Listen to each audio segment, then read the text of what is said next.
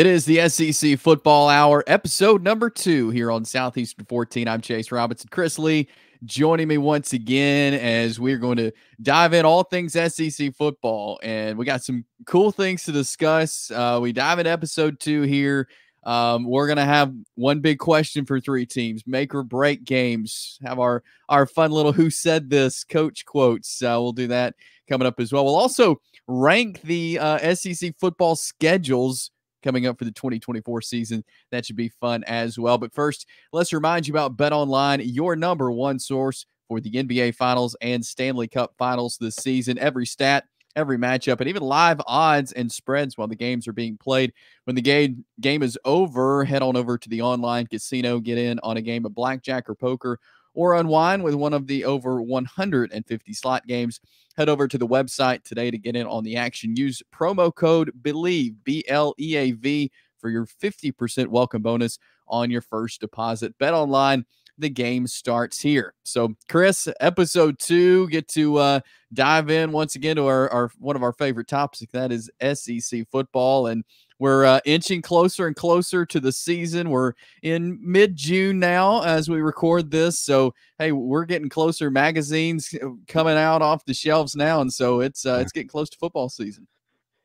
Chase, you're starting to remind me of those high school teachers you dreaded, where you get the homework and there's a lot to bite off and it's not easy because you're the one that outlined the show. And boy, did I have to do some homework. But you know what? Those teachers, you don't always appreciate them in high school, but you appreciate them better because they push you to get better.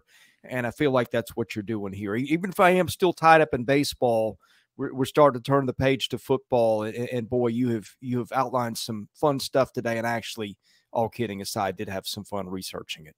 Well, good. So, hey, let's just dive on into it. As we did last week, we'll do here again this week. We'll answer one big question involving 3 SEC teams. We're going to take 3 teams every week and ask one big question about those teams. And first team up today, the LSU Tigers. Chris, I'll let you go first. What is one big question you have for LSU heading into 2024?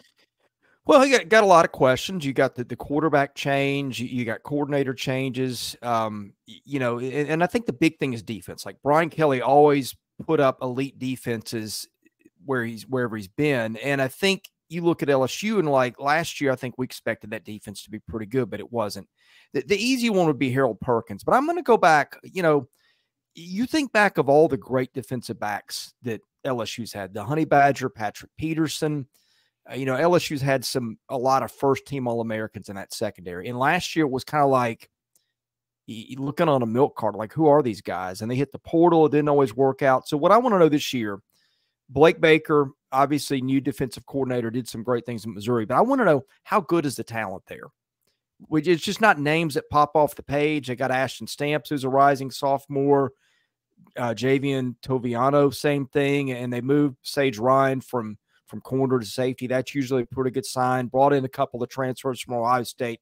But I want to know, how good are these guys? Because if you can't cover on the back end, you got problems, and that was a major problem for LSU a year ago. Yeah, and, you know, I figured that you would go defense in your question, so I actually went offense on LSU because there are a lot of questions on defense, but my question is about Garrett Nussmeier. Has he had enough preparation for this moment to take over? And I mean, he has been in the system for a long time. He's been waiting his turn. And, I think there can be some confidence in putting Garrett Nussmeier in at quarterback for LSU just based off of kind of what he's been through waiting his turn. But can he be the guy to lead the offense? They've put some good pieces around him. We knew how good the offense was last year for LSU. And I mean, I think they can keep up with that. But is he the guy to lead it? We'll have to find out. But I kind of like Nussmeier in the position that he's in. Yeah, they've always got talent. I think Nussmeier's a good quarterback. Now, they lost a couple of first-rounders to throw to. But, I mean, that was, LSU, there was a lot of things there for the taking there, and I think we grabbed some good ones. Yeah, and so that is our one big question for LSU. We'll move to our second team we'll look at today, the Vanderbilt Commodores. And I'll start with this one. My one big question is, can they get over that hump and win an SEC game this year? I mean, I think that's a good place to start for Vandy. Can they Can they get a win in conference play to give them a little, maybe momentum, maybe get one early in the season, give them some momentum the rest of the time? But I think that's just really important this year for them is to grab an SEC win.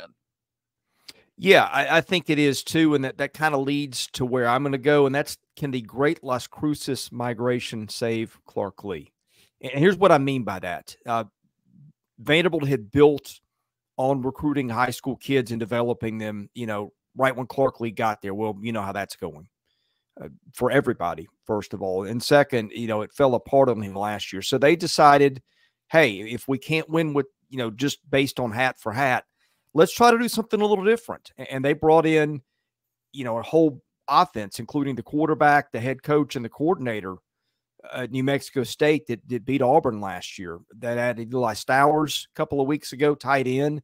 So they brought a lot of guys, a lot of key parts from a place that learned how to do it while being undermanned. And I think Clark Lee, look, if they go 0 for 8 again in the SEC, and I don't know who they're going to beat, but if they do, I'm just not sure he survives this year. So I think your question's a key one. And I think the how-to may be the part that I just underlined there. And I think those things are going to work together in tandem.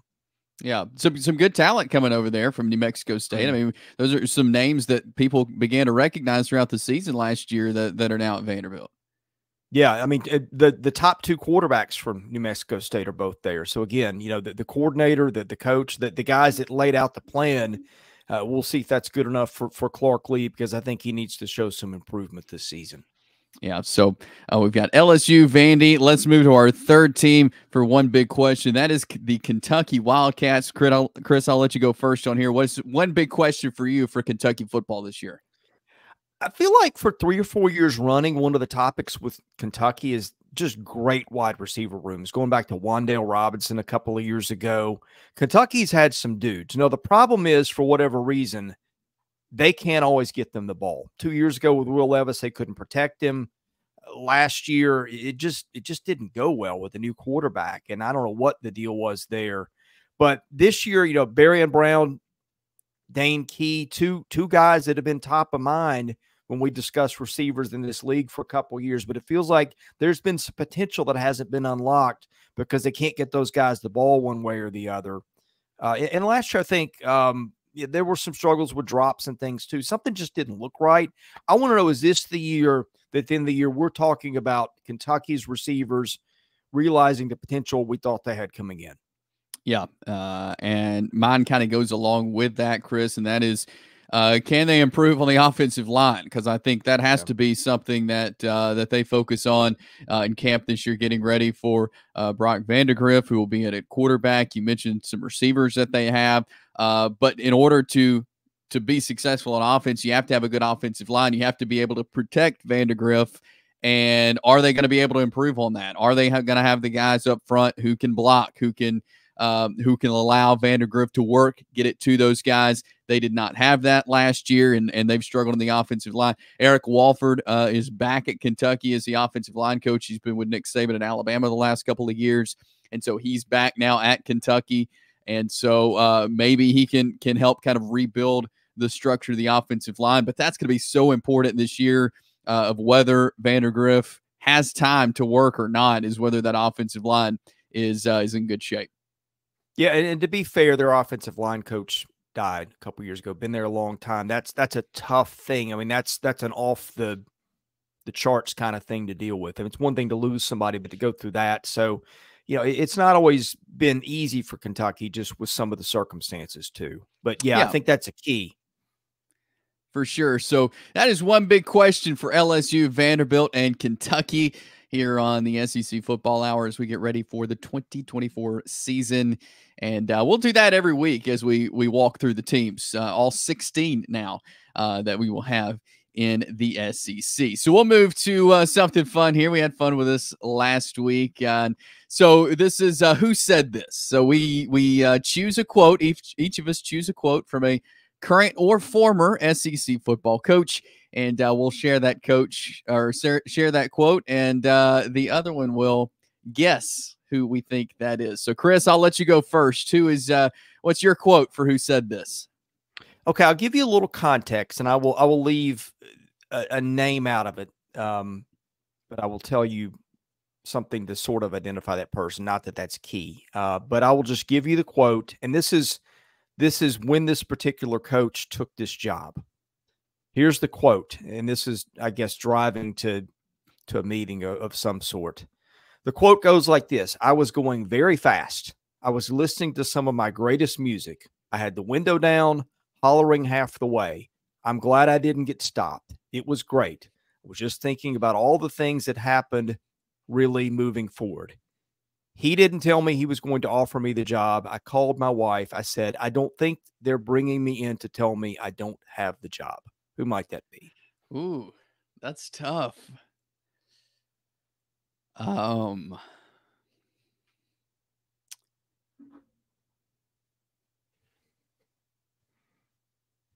Man, I'm trying to picture these coaches saying something like that, and that is very difficult. Yeah. Was that Sam Pittman? No, but kind of in that out of the box family of coaches. It's Ed Orgeron. I was afraid that might be too easy, because the part about having the window down, hollering, I mean, the number of coaches in this league that you could see doing this, I mean, that, that's not going to be a Nick Saban thing. That's not going to be a Brian Kelly thing, I don't think. I mean, of course, Ed Orgeron may not be top of mind because he's not coaching this league anymore. Yes, but was obviously very excited to get that job, and I thought that might be easier than it was. So he was out of my mind. I was not thinking about him, but now that you say that, I could see that happening with Coach O. But that was a really good one. That was a good one, Chris. All right, here is mine. Who said this? The man who complains about the way the ball bounces is likely to be the one who dropped it.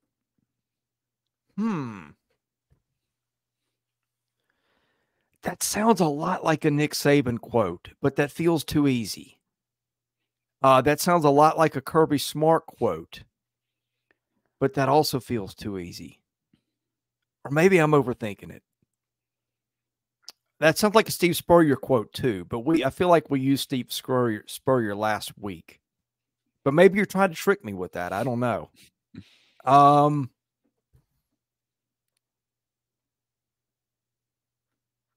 Okay, I'll go Spurrier. That is incorrect, but it's a guy that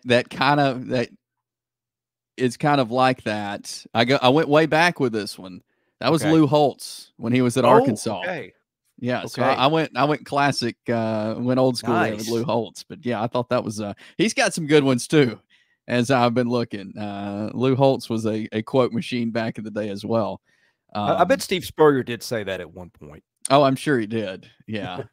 We could have a whole show on Steve Spurrier quotes. Yeah. So that is who said this. Having some fun with some coach quotes here. Let's move now, as we have spent a lot of time, both of us, in our own time, putting together ranking the SEC teams' schedules for 2024. Now this took some time going into the schedules, dissecting them, who they're playing, all that kind of stuff. So we have ranked them from least tough to tough. Easiest, hardest, however you want to do it, from 16 down to 1, 16 being easiest, who we think down to 1 being the hardest. So we're going to go back and forth here on our SEC teams' schedules rankings for 2024. So we'll start at 16, the easiest, and work our way down. All right, I'll start with my 16, Chris. Then you can follow. I've got Ole Miss at 16 with the easiest schedule. As I look at theirs, I mean, and it's hard because I feel like every team has got some teams that are tough to beat on their schedule. Ole Miss has Georgia. They have Oklahoma and LSU. I think those are the 3 toughest games. And the only one that is away out of those 3 is they are at LSU. They get Georgia at home. They get Oklahoma at home. Other than that, I see, pretty winnable games on the schedule for them. But I Georgia is going to be tough. Obviously, LSU, Oklahoma, those are all going to be 3 tough games. But the only one of those that they have to go to or on the road is to Baton Rouge. I think it's very good that Ole Miss has Georgia and Oklahoma at home. So, yeah, I think that could be debated. But I have them at number 16 with the least tough schedule. I'm close on Ole Miss, but I've got Missouri at 16. And the way I did this, and look, this exercise, this is why I was talking about you being the tough teacher. You start doing this and you start going, A&M at home, Oklahoma at home. So what? It's the road trips to Alabama and Georgia and LSU that are killers. I mean, that's how tough this league is. The games start to run together. But the 3 toughest games for Missouri, at Alabama, Oklahoma, at A&M, probably in that order or something close to it. I mean, the other road trips at South Carolina, at Mississippi State, nothing's easy in this league. They get Vandy on the schedule, and the out-of-conference schedule is a piece of cake. Murray State, Buffalo, Boston College, and who am I missing here? There's one more in here. Oh, at UMass. So I think Missouri, it feels like Missouri was the team that most people thought got the toughest schedule. But by the way, I did go Ole Miss at 15, so we weren't far off. Yeah, and I actually went Missouri at 15. So we just, flip-flop those. But I think it's, and it's funny because both of those teams, Chris, are who most people have in the playoffs. Most people, when you look at playoff projections, they have Ole Miss and Missouri both in the college football playoff. And it just so happens that both of those teams have pretty favorable schedules. If you want to make a playoff run for both of these teams, this would be it when you look at the schedules. I mean, we mentioned the games that they play, but this sets up nicely for both Ole Miss and Missouri if they want to make a push to the playoffs, but based off their schedule. Yeah, if you want to pick them apart with the fine-tooth comb, here's where I separate a little bit. Missouri does draw Vanderbilt, whereas Ole Miss does not. And also the out-of-conference schedule at Wake Forest. That should be a game that Ole Miss wins, but that's tougher than whatever Missouri's got on its schedule. That probably the toughest out-of-conference is Boston College at home. So, and also MTSU, not always a pushover, although that should be pretty easy. That's Derek Mason's team, by the way, if you didn't notice. But yeah, I mean, we're splitting hairs here, but that's kind of how I differentiate it. Yeah. So at number 14, I had Ole Miss, 16, Missouri 15. Chris had those flipped. At number 14, I've got the Texas Longhorns. When you look at it, they make a road trip to an SEC play to Texas A&M, final game of the season. I think that's the toughest road game in conference. They do have to go to Michigan, though, in a non-conference game, which obviously would be tough. They do have Georgia. They have Oklahoma. Obviously, Oklahoma at a neutral site. They get Georgia at home. But I think when you look at road schedule, and I think, playing in Austin, that is a tough place to play for any team who comes to play Texas. And so really their only tough conference road game at Texas A&M. You get Georgia at home. I mean, I think it's a pretty good schedule for the Longhorns. Yeah, I stayed in the state, but I picked a different Texas team, and I took Texas A&M. Okay. 4 toughest games. I want to make sure I didn't miss something here. Notre Dame, Missouri, LSU, and Texas. And there's a common denominator here. They're all at home.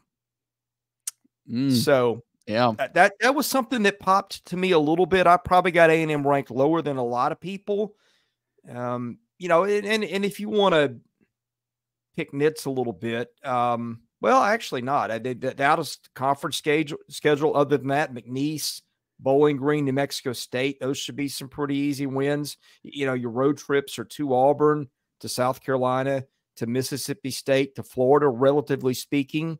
Nothing in the SEC is easy, but that's an easier slate, I think. Yeah. I probably got A&M lower than most people, but when I dug in, I thought, feels like some teams ahead have got tougher sledding. Yeah, I think that's an excellent point. When you really look at who they've got at home versus on the road, that's huge. At number 13, who do you have at number 13, Chris? I've got LSU, and I'm going to make sure I haven't missed something here, but it's a similar thing. Toughest 4 games are probably Alabama, Ole Miss, Oklahoma, and Southern Cal. And Southern Cal, I believe, is that game in Vegas? It is in Vegas, yeah. Okay, so it's not a road game, and that's a big thing. It is away from Baton Rouge. Also got UCLA will be down, but that's a home game. Ole Miss will be at home. Alabama will be at home. Oklahoma will be at home. Toughest road games. A&M is probably the toughest road game by far, maybe followed by South Carolina. But I just thought, again, some of these teams, and the way I did this, Chase, I tried to emphasize top heaviness because, 2/3 of this league, if they're not winning 8 or 9 games, at least they're disappointed. Well, the ones you're most likely to lose are those top 25 type opponents, and especially the ones on the road. So I may have missed some stuff later down the list, but when I looked at that with A&M and LSU, what popped to me is they didn't quite have as many games, maybe against potential top 25 teams, and they got a lot of those, if not all those, at home. Yeah, I actually have LSU at 13 as well, pretty much for a lot of the same reasons. When you have Ole Miss, Alabama, Oklahoma, specifically all at home, I think that's huge. A&M, obviously a tough place to play like you were just talking about, but with that being their toughest road game, kind of like Texas. I mean, both of their toughest road games are at Texas A&M, and they both have a neutral site game against a pretty good opponent, but I think LSU 13 is a good spot. At number 12, I've got the Tennessee Volunteers. Looking at their schedule, they do have to make a trip to Georgia and Oklahoma. They host Alabama, which I think is very good for them. They're non-conference. They have North Carolina State, but that's at home, and I think that's a winnable game in Knoxville. I've got them at number 12. I have Texas in this spot. And the reason I had Texas' schedule being a little tougher than yours, look, they got Michigan and Georgia, and the Michigan game is on the road, I believe. So I look for those games where you're going to be probably an underdog, and those are 2 where they might be. Oklahoma, never easy game. That's a rivalry game, and they got to go to A&M at the end of the season. Yeah, when A&M will probably be improved. Now, in between. They get Vanderbilt, they get Mississippi State, they get Florida, Arkansas, maybe debatably the 4 teams at the bottom of the conference. Kentucky's probably the bottom half. And again, I could have, you may be right, because I tended to put more emphasis on the top heavy portion. And at Michigan, to me, was just one of those things stare me in the face. All right, that's a big boy ball game for anybody right there. Yeah, and that's I think that's a good case for Texas's schedule there. So you got them at 12. At number 11, I've got the Aggies of Texas A&M there. So I kind of you had them a little bit higher there. I've got them there at number 11 again. They get to host Texas, Notre Dame, LSU, Missouri. They get all those at home, like you mentioned, which is a good schedule for them, I think. And I'm interested to see how they compete against these teams. When you look at where these teams could be ranked, I think that could be the tough thing for A&M, is that could be a lot of really top 10 teams when they play with Texas, Notre Dame, LSU, and Missouri. So yeah, I got A&M there at number 11. Yeah, I'm trying to make a decision. I've got my team down, but I think I'm going to make a switch as we're going to do this. I'm going to go with Tennessee in that spot. Okay. And I flipped them for another former SEC East team that I'll get to in just a minute. But there was one more game on here that I hadn't taken account of, and kind of a rivalry game at that. But Tennessee has got at Georgia, Alabama, at Oklahoma, NC State. So that's not easy right there. But you look down the rest of the schedule, a lot of winnable games. Again, they draw Arkansas, they draw Florida, although that's been a tricky game for Tennessee. They draw Mississippi State, they got Vandy, they got a game with UTEP in a non-conference schedule that outside of NC State isn't that tough. So this feels like the right territory for the Vols. Yeah, I certainly agree with that. I mean, when you look at the whole thing together there, um, but yeah, moving to number 10. So we have reached our top 10, and let's see, at number 10, I've got the Alabama Crimson Tide there at number 10. You've got games. You do have Georgia. It's at home. You have to go to LSU, to Tennessee, which I think are going to be the two toughest. You do get Missouri, but that's at home. You have to go to Oklahoma late in the season, but you also get Auburn at home. I think for Alabama, this is a really good mix of home versus away, and who you have at both of those places is not a year. This would be much different if it was Georgia, LSU, Tennessee all away. But the fact that they have Georgia home and Missouri at home, I think are huge for Alabama. But again, the trips to LSU, Tennessee, and Oklahoma, there's no doubt those are going to be tough. But when you look at the schedule, and Wisconsin, but when you look at the schedule overall, I think this is a pretty good schedule for Alabama. Yeah, I'm close on Alabama. I'm not quite there yet. The next one I had, and this is where it starts to get really tough, is Kentucky. And I'm a little concerned. Here's the toughest games: Georgia at Texas, at Ole Miss, at Tennessee, in Louisville in the year. Those are the kind of the top 5 teams. But Mark Stoops also did that thing where he schedules himself a bunch of wins. So he's got Southern Miss, Ohio, Murray State in there. None of those should be too challenging. Yeah, they've got Vandy, they've got South Carolina, they got Florida, they got Auburn, probably lower half of the league teams. And again, it's tough through here, but that's why I went Kentucky next. Yeah, and I've actually got Kentucky at number 9 on my list. So similar to where you are, and a lot for the same reasons. They do draw some tough road trips, but like you mentioned, it's the non-conference for me. When your toughest non-conference is Louisville, a team who you have absolutely dominated in recent history. Those are that's where you're going to find your wins. And so, yeah, I've got Kentucky there at number 9. Yeah, I've got Auburn at 9, and this is one where I had some debate too. I mean, gosh, at Alabama, at Georgia, at Missouri, plus Oklahoma, plus Texas A&M. But again, you get Alabama, A&M, New Mexico, ULM, some built-in wins there. You got Vandy on the schedule. You got Arkansas on the schedule. You got a winnable game against Cal. That won't be bad. I just felt like Auburn maybe had a few built-in wins there potentially, although I guess you could say most every team does, other than one or two. We'll get to those at the top end. But, yeah, again, this is where it started to get really tough for me. Yeah, same. I completely agree with that. I feel like making my list on paper, if you look at my paper, there's all kinds of scratches and moving teams around. I've actually got Auburn at number 8, so kind of a similar thing there, just based off their non-conference. They do have to make trips to Georgia, to Alabama, to Missouri, 3 very tough games, 3 tough places to play. They do get Oklahoma and Texas A&M at home though, which I think are pretty favorable there. So yeah, I've got the Auburn Tigers there at number 8. So who is your number 8, Chris? Okay, Auburn, of course, again, is my 9, if we're not making the listeners dizzy by now. And I've got Alabama at 8. Okay. The Crimson Tide there at 8. Yeah, and I could bump up Alabama a notch or two if I thought Wisconsin was going to be what Wisconsin's been most of the last 15 or 20 years. But I think they're supposed to be down a little bit. That's a road trip. So that's one to watch for that can make the schedule a little tougher than people think. Yeah, that is for sure. So who is next on your list? What are we at, number 7? Yeah, I've got Georgia here. And boy, talk about a gauntlet of road games. At Alabama, at Texas, at Ole Miss.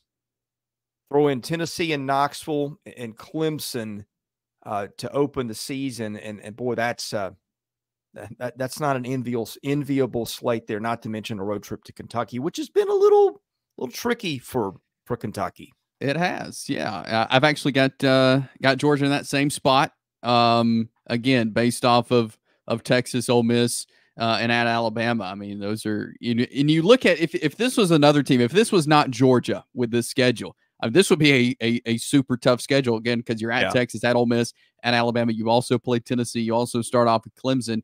Any other team, I think this would be higher than 7. But because it's Georgia, and because obviously they're one of the best football teams in the country, you can kind of put it more towards the middle of the stack here. But yeah, I mean, Georgia did not get any help when the SEC schedule came out. That's for sure.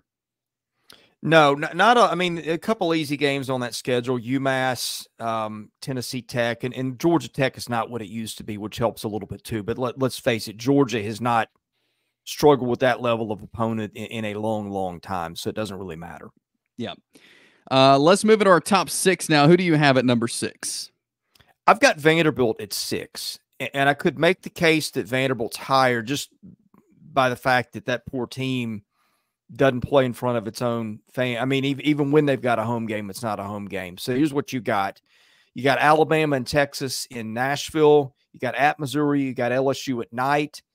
You got Tennessee in Nashville, but again, doesn't matter. And then you got Virginia Tech as an opener.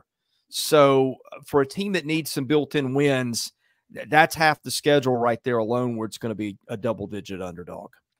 Yeah, I've actually got Arkansas at number 6, just because of the amount of teams they have coming to Arkansas. Now, again, this is a tough schedule for Arkansas. It's hard to find some good wins for the Razorbacks, honestly.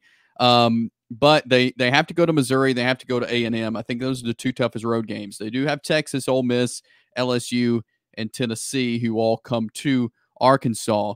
But there's a lot of ranked teams are going to be taking on the Razorbacks. But again, a lot of those are at home, which I think helps some. Maybe they can get something going there in Fayetteville. But I've got Arkansas there at number 6, and I've got Vanderbilt number 5. Just again, we're talking about Vanderbilt, and you got a Texas, Alabama, LSU, Missouri, and Tennessee on the schedule. Some of those teams Vandy's used to play in, like Tennessee and Missouri both being teams out of the SEC East they're used to playing, but these are all going to be really good teams that Vanderbilt plays. So I've got them at number 5. I've got Mississippi State at 5. And again, you start with that road trips to potential top 5 opponents. They got at Georgia, at Texas. That's a brutal start. They got Ole Miss in a rivalry game. They got Missouri. They got a road trip to Tennessee. They got Texas A&M. You look at built-in wins. It's probably Eastern Kentucky, Toledo, and UMass, and that's about it. Even a road trip to Arizona State, I think at Starkville, that game's a little easier, maybe a little bit more of a toss-up on the road. I could argue State's higher than 5, but boy, we've got some real tough schedules in front of us to go to. Yes, that is certainly the truth. Moving into number 4. I've got South Carolina number 4. And again, they've got a tough schedule here. It's again, you look, they've got Ole Miss, Alabama, LSU, Missouri, Oklahoma, and then of course their rivalry game against Clemson. They have to go to Alabama, they have to go to Oklahoma, and to Clemson. They get Ole Miss and LSU and Missouri all at home. But just the sheer number of ranked teams that they will play this year, and then a trip to Tuscaloosa, a trip to Norman to play Oklahoma, and then a trip to Clemson. I think that's for this South Carolina team in particular, that is a tough schedule. Yeah, we're in the same range. You said South Carolina was your 4? Yeah. Okay, I'm gonna tell you South Carolina was my 3, and Arkansas was my 4. And I think with Arkansas, the thing that stands out, that game at Oklahoma State. That's another one. They road games there, road games at A&M, road games at Missouri, home games with Texas, Ole Miss, Tennessee, LSU. I mean, that's right there. That's 7 teams that you could potentially see make a playoff. I think A&M and Oklahoma State may be stretching a little bit, but they're going to be preseason top 25 teams. And South Carolina is kind of in the same territory. Just not a lot of off weeks there at any point. I mean, they got Akron in there. They do have a game against Vandy. They got a game against Wofford. So those help a little bit. But every team's got a couple of those. Well, most every team. But yeah, I mean, we're splitting hairs again at this point. Yeah, and I've got Mississippi State at number 3. I know you mentioned them a minute ago, but when I look at their trips to Georgia, Texas, Ole Miss, and Tennessee, for a team with so many questions, that's tough. And then they get Alabama at home, excuse me, they get Missouri at home, which I think is good to have a team like that at home. They get A&M at home, but when I see trips to Georgia, Texas, and Ole Miss and Tennessee, that's brutal for the Bulldogs. Who's your number 2, so Chris? I've got Oklahoma. You get the Alabama, Texas 1-2 punch. You get the road trip to Ole Miss. You get Missouri on the schedule.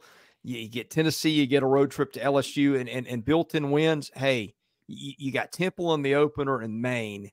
Where some other teams are scheduling Kent State, Oklahoma's got Houston and Tulane. I mean, it's just there's not a lot of let-ups in this schedule after the opening week. Yeah, I agree with that. And I've got Oklahoma there at number 2 as well. No favors when they join the SEC, which is, you look at Oklahoma and Texas, the 2 newest teams to the conference. Texas, we had them up towards the beginning of our rankings with a little bit more of a favorable schedule, but no favors for Oklahoma. I mean, this is a tough schedule for the first year in a new conference, and I think that leaves one more team at our number 1. I believe we're unanimous there in the Florida Gators being having the toughest schedule, and it is tough when you look at it. They got Georgia, Texas, Ole Miss, LSU, Tennessee, A&M, and of course Florida State. On the road, they'll go to Texas, to Florida State, and to Tennessee. That's brutal for a team that needs some wins and a coach, Billy Napier, that needs some wins. Yeah, I cheated a little bit on some of these schedules. I looked at other rankings. I didn't use anybody else's verbatim, but I used it to see is there something that I'm overlooking. And I looked at 1 or 2 that didn't have Florida number 1. I'm like, okay, I get you got some teams with some tough schedules. We just went over South Carolina, Arkansas, Oklahoma, Mississippi State, brutal slates. But I'm like, how could you not have Florida number 1? Because it's got everything in.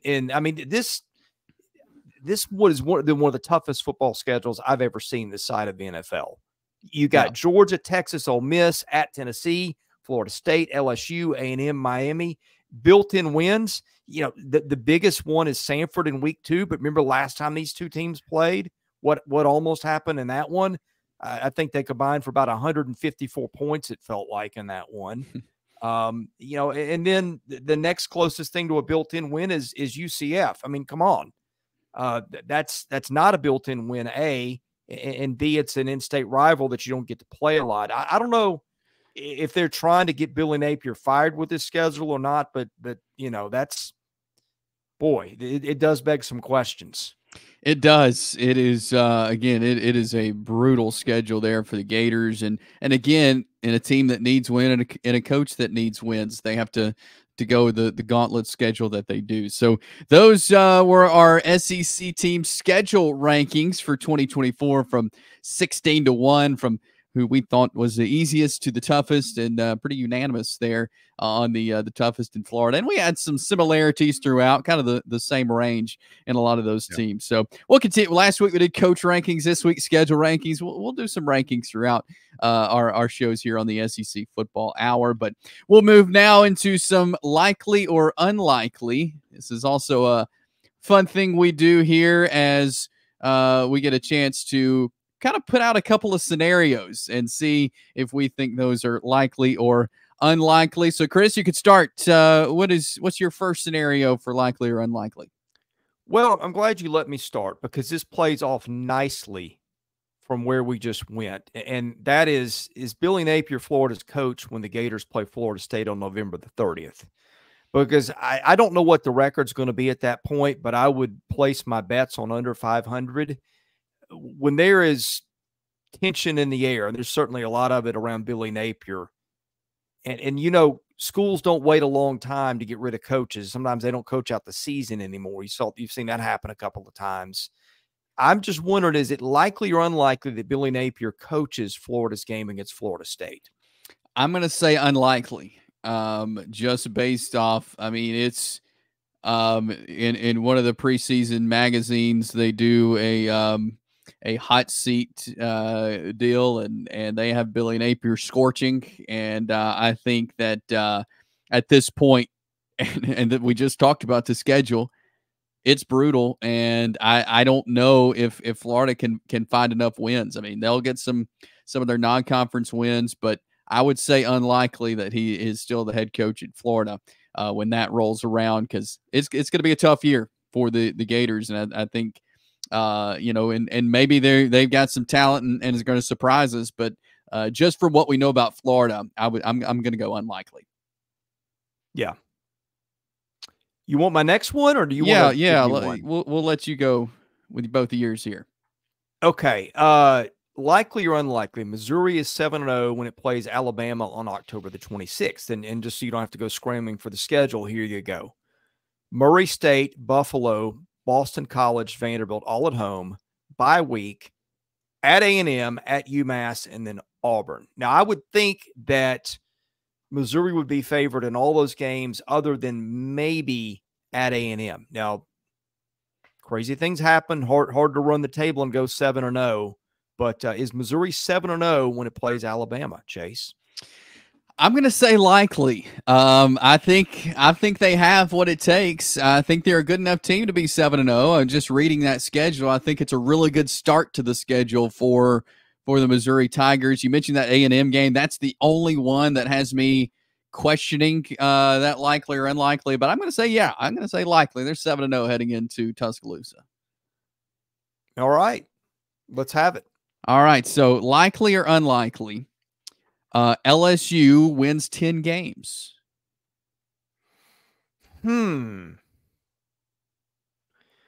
Okay, let's play optimist here. I'll give them Southern Cal and Vegas. They're going to get Nichols. I'll give them South Carolina. Give them UCLA. Give them South Alabama. That's 5-0. I'm not going to give them Ole Miss. That's 5-1. Not going to. We'll give them Arkansas. That's 6-1. I feel like I've given them the swing game so far. So I'm going to go A&M. That's 6-2. Alabama, that's at home, but that's been a weird series historically. I'll go no on that one. So that's 6-3 at Florida, 7-3, Vandy, 8-3. I'll give them Oklahoma. That would be 9-3. So I will go no on that. Okay. There are a lot of, when you look at the win totals, the projected win totals, a lot of folks have them at 9.5 wins this season. So, I think that's a good spot, 9-3. I think they could potentially get to 10 wins, but I think that's going to be interesting. Can they hit that 10 win spot, this specific LSU team? So, likely or unlikely, Alabama wins the SEC. Wow. Okay. Your big obstacles are probably Georgia, but that's at home. Tennessee, it's on the road. That one was tricky last time they played. And Alabama will be Tennessee will be well into the Nico Iamaleava. I'm sure I botched his name era at that point, which is that game's a little scarier at that point. Yeah, they will. That's my story. I'm sticking to it. Missouri at LSU at Oklahoma. Man, I'm going to default back to the schedules. Your title contenders, I think, are probably Texas, Ole Miss, Alabama, Georgia. That's probably your short, maybe Missouri. Problem I see is that everybody but Georgia has got a tougher schedule. And I had Georgia just a little tougher than Alabama. Now that game is in Alabama, but I'm gonna go no, because I'll take the field. I can't tell you who that's gonna be, but I'm gonna say no. Okay. And I think that's fair. I mean, the SEC in years past, we would have said, oh yeah, that's very likely. But with the way the SEC is now, with the rest of the conference, when you add a Texas and Georgia the way they've been, and Ole Miss. I think it's hard to really, it would hard to say about anybody that they're likely to win the SEC. Just the way the SEC is now, it's incredible. It gives us a lot of good stuff to talk about. So that's some likely and unlikely here this week. We'll move into our final segment now, and that is make or break. When we share a game that could make or break 3 teams' season. So the first team I picked was the Texas Longhorns. Chris, what is a game to you that could make or break Texas's season?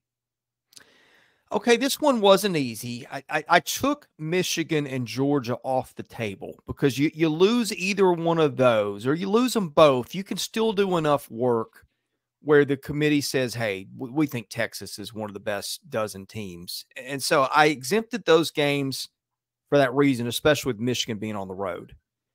And they're going to be favored in this one, I'm pretty sure. But, boy, Texas and Oklahoma. Oklahoma, we talked about how that offense is going to need some time to gel. We'll be right in the middle of the season. That's the game right before Oklahoma. You do not want to lose that one right before you play Georgia. The rivalry aspect, the placement in the schedule, the fact that I think that Texas could get a pass for losing a couple of those other games.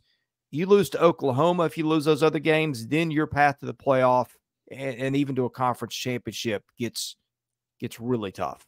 Yeah, that's a good one. That could definitely be a make or break.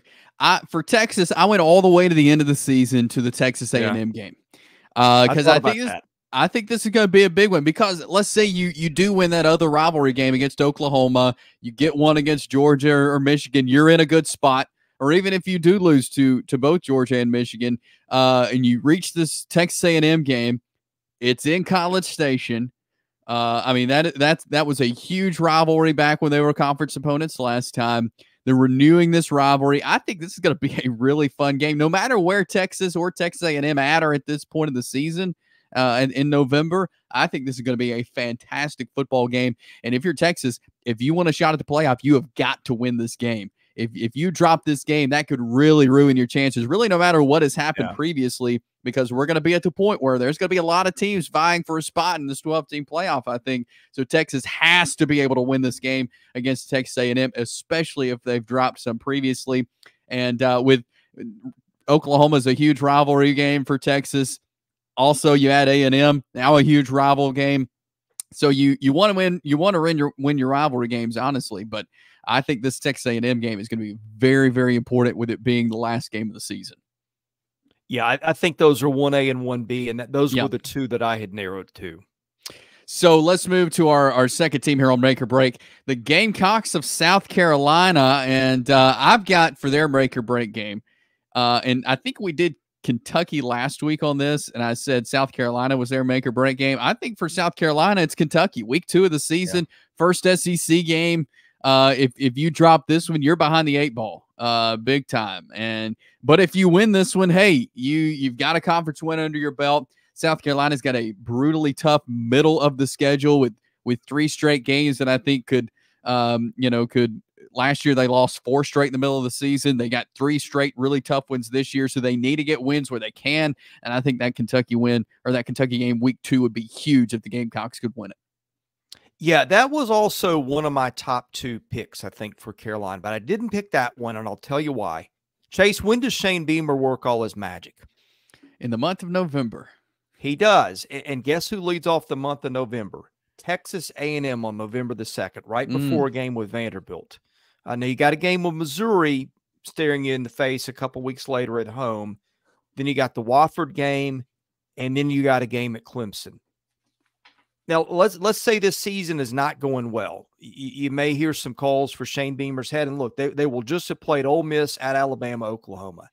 That's your bye week game. That's your chance to reset. That is your chance to get your confidence coming down the stretch for Shane Beamer, maybe to start off a 5-game winning streak with a little magic. Again, you get Missouri at home and you get Clemson, although that is at Clemson. Remember what happened the last time there. I think schedule placement in this game was my deciding factor. So I think what looks on paper like a game that's probably a touchdown either way, if you're setting lines, that's why I took that one. Yeah, and that's a good one. I mean, We'll see if they can work some more magic in November. But yeah, I think that's going to be a crucial point of the season, really, for both of those teams in the month of November. So our third team on make or break is the Florida Gators. Chris, what would you say would the make or break game for the Gators be? Well, speaking of Texas A&M, I go with the Aggies for a second straight make or break game. I think Florida, they play Miami. You've seen Billy Napier play pretty well in openers, so you could see them beat Miami, have some confidence, in which case they beat Stanford. Then they're 2-0 potentially headed into A&M, and that's at home. That's a game if you win, boy, Billy's 3-0, and we're pretty happy about things. You lose it, especially if you've lost the Miami game, that is when I see almost a path of no return for him. So I think that game is key for me because it seems to be one of the more winnable games on the schedule. It's home and it's early. Yeah, I was actually going between that one and the one I chose. The one I chose is actually the next week at Mississippi State because I think, if you lose your first conference game, okay, let's take a deep breath. Let's reset. If they lose this Mississippi State game and start out 0-2 in the SEC, kind of like you said, a point of no return, you're just going downhill and your trajectory is going to keep going downhill. Losing at a team, like Mississippi State, again, a lot of questions about the Bulldogs, not really sure where they're at right now. So I think that's going to be a big game. They got A&M at home, which I think is good, but that game at Mississippi State, I feel like if you start out 0-2 in conference play, things aren't going to go well for the rest of the way out. Yeah. A lot of big games for Billy Napier in Florida, and that would be another one too. I mean, I think if you lose that one, I think it almost certainly breaks them. Yeah.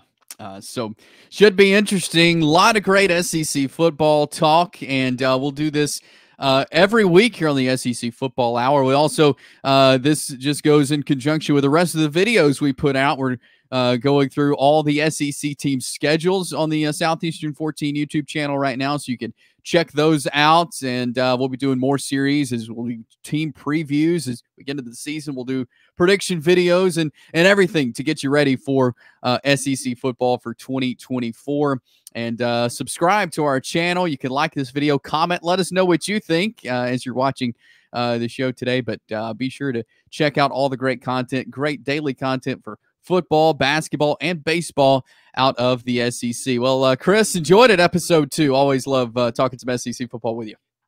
Chase, I'm going to look forward to these every week. I really like the topics you choose. They're a lot of fun. They are a challenge. It takes me some work, but I just enjoy doing it, and it deepens my appreciation for SEC football, and I hope it's doing the same for the listeners. Absolutely. So, hey, like, share, subscribe, and we'll be back next week with more of the SEC Football Hour here on Southeastern 14.